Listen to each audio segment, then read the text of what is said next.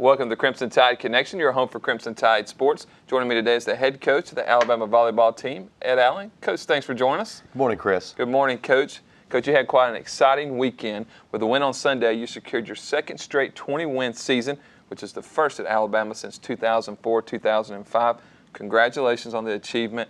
It says a lot about the progression of the team, how they've progressed over the last few years, and where it projects with this team moving forward, doesn't it? No question, especially with a young team, Chris, and it's exciting to have 2 years that I think are as good as any 2 years put together, and we expect when it's over with, they will be the two best years maybe this program's ever had, and we're excited about where that's going. We've got a very young team, depending on some very young players that are coming through, as you had a chance to see this weekend with Florida and Mississippi State. Kat Hudson continues to get better as the season progresses, and we've been very encouraged by what she brings offensively to the team. And again, Crystal Rivers settling into the right side, and we think that she's ready for another huge step as we begin towards postseason play as well.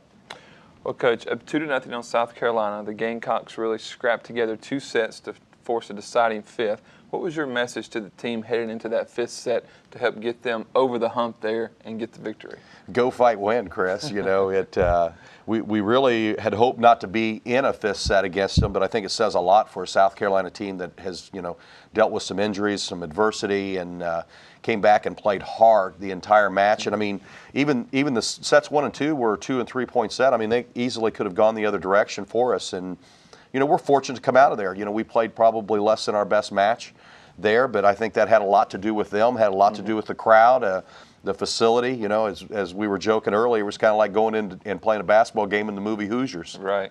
Well, Coach, what does that do for this team going forward to pull out a tough win in a very tough environment like that? That probably has to do something for this team going forward that you can kind of draw off that later on. No question. I mean, I think especially with a young team, you're looking for opportunities to put them in a pressure cooker, and that's what that was. And did we get better for it? I'm certain we did, and I think those are things that are going to be important to us as we finish the last 6 matches of the season as well.